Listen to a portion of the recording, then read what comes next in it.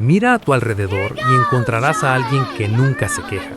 Alguien que soporta crisis sin dramatizar, que cuando todo colapsa, simplemente se pone a trabajar.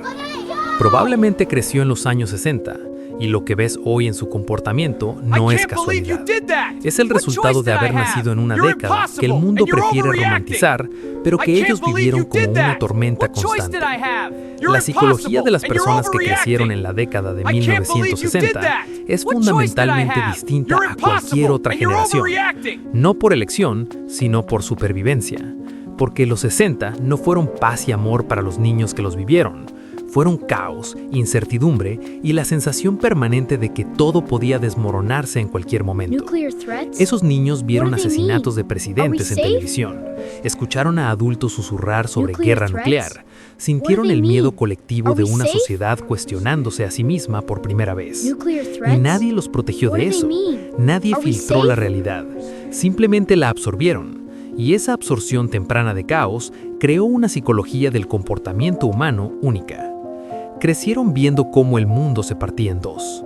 Los años 60 no fueron gentiles, fueron ruidosos, violentos, divididos. Las calles se llenaban de protestas, las familias discutían sobre Vietnam en la mesa, los noticieros mostraban violencia sin censura, y los niños de esa época no tenían redes de contención emocional. No había terapeutas infantiles ni conversaciones sobre salud mental. Había silencio, y ese silencio les enseñó algo brutal. El dolor se carga, no se exhibe. La mentalidad de quienes crecieron en los 60 se forjó en esa contradicción. Ver todo, pero no poder procesar nada con palabras. Sentir miedo, pero tener que actuar con normalidad. Los rasgos de personalidad de esta generación incluyen una capacidad asombrosa para compartimentar emocionalmente. Pueden estar atravesando una crisis interna y seguir funcionando externamente sin que nadie lo note, porque aprendieron desde niños que el mundo no se detiene por tus sentimientos, que la vida continúa aunque estés asustado, y que si quieres sobrevivir, te adaptas. Mientras otras generaciones heredaron lecciones, ellos sobrevivieron experiencias. Esta es la diferencia clave. Los niños de los 70 crecieron durante la reconstrucción, cuando la sociedad ya estaba procesando lo ocurrido. Pero quienes crecieron en los 60 vivieron la tormenta directamente. No tuvieron el lujo de reflexión, tuvieron que actuar. Y eso generó lo que los psicólogos llaman autoridad interna. No esperan validación externa, confían en su propio juicio, porque nadie más estuvo ahí para guiarlos cuando eran niños. La independencia de esta generación no es ideológica, es visceral. Salían de casa en la mañana y regresaban al anochecer, sin que nadie supiera dónde estaban. Aprendían consecuencias cayéndose, fallando, levantándose sin audiencia, sin Instagram documentando cada caída, sin padres helicóptero amortiguando cada golpe. Esa libertad radical creó resiliencia, pero también una soledad particular. Porque cuando creces sin supervisión constante, también creces sin contención emocional constante. Y eso marca. La amenaza nuclear no era abstracta para ellos, era real, concreta. Los adultos hablaban del fin del mundo como quien habla del clima. En las escuelas practicaban simulacros de ataques nucleares. Agáchate y cúbrete, les decían, como si un escritorio pudiera salvarlos de una bomba atómica. Esa contradicción absurda, prepararse para lo imposible de sobrevivir, les enseñó algo profundo sobre la naturaleza de la realidad adulta. Los adultos mienten, no por maldad, sino porque tampoco saben qué hacer. Entonces, los valores de quienes crecieron en los 60 incluyen un escepticismo saludable hacia la autoridad. No rechazan la autoridad automáticamente, pero la cuestionan, porque vieron líderes caer, vieron instituciones fallar, vieron que las promesas adultas no siempre se cumplen. Y cuando eres niño y descubres que los adultos tampoco tienen todas las respuestas, algo cambia en ti para siempre. Desarrollas tu propio sistema de navegación moral, tu propio criterio, tu propia brújula. La violencia estaba en todas partes y nadie los protegía de verla. Kennedy asesinado, Martin Luther King asesinado, Robert Kennedy asesinado, Malcolm X asesinado, Vietnam transmitido en vivo, protestas reprimidas brutalmente, y los niños viendo todo eso en televisión, sin filtros, sin explicaciones adecuadas, solo imágenes que se quedaban grabadas. El trauma de esta generación es colectivo pero invisible. Nadie lo nombró en ese momento porque el lenguaje para hablar de trauma infantil no existía todavía. Entonces lo internalizaron, lo normalizaron. Aprendieron que la violencia es parte de la vida, que las cosas malas pasan, que la seguridad es temporal y que confiar demasiado en la estabilidad es ingenuo. Por eso hoy, cuando enfrentan crisis, no se sorprenden, no entran en pánico, simplemente activan ese modo que desarrollaron a los 8 años: evaluar, adaptarse, seguir.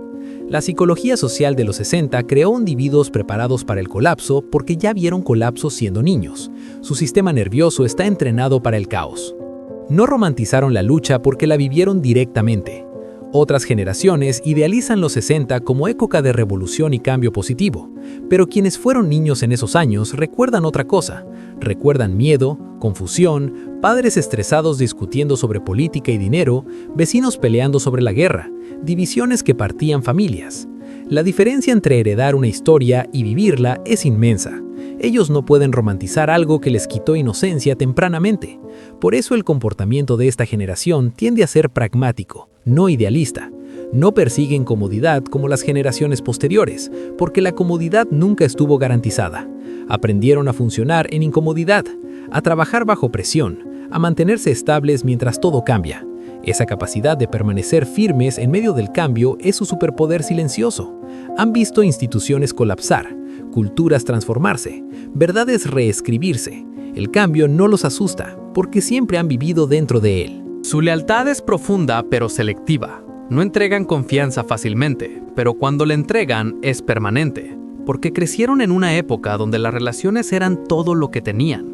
No había tecnología mediando conexiones. Las amistades se construían cara a cara, en la calle, sin filtros digitales. Cuando peleabas con alguien, tenías que resolverlo en persona al día siguiente. No podías bloquearlo ni evitarlo virtualmente. Eso creó habilidades de resolución de conflictos que las generaciones digitales no tienen. También creó una valoración diferente del compromiso. Para quienes crecieron en los 60, aparecer importa. Estar presente físicamente cuando alguien te necesita importa. Las palabras son baratas, los actos cuentan.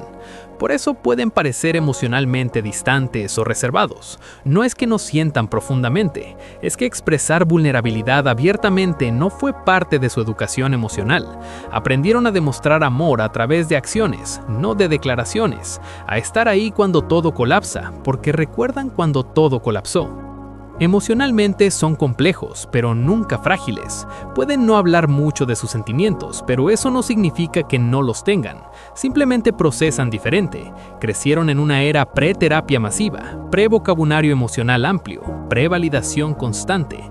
Entonces desarrollaron lo que podríamos llamar resiliencia silenciosa. No anuncian su fortaleza, no postean sobre superación, simplemente continúan, trabajan, resuelven, avanzan. La psicología generacional muestra que esta capacidad de resistencia sin reconocimiento externo es extremadamente rara. La mayoría de las personas necesitan validación para seguir, pero quienes crecieron en los 60 aprendieron que la validación no siempre llega, que a veces haces lo correcto y nadie lo nota, y que está bien, porque no estás haciéndolo por aplausos, lo haces porque es lo que hay que hacer. Esa ética interna, esa brújula moral que no depende de likes ni reconocimiento público, los hace únicos en un mundo obsesionado con la visibilidad. Cargan historia en su sistema nervioso. Cuando hablas con alguien que creció en los 60, a veces detectas algo, una gravedad, una profundidad, como si hubieran visto más de lo que su edad cronológica sugiere, porque la vieron cómo se construye el mundo, cómo se destruye, cómo se reconstruye.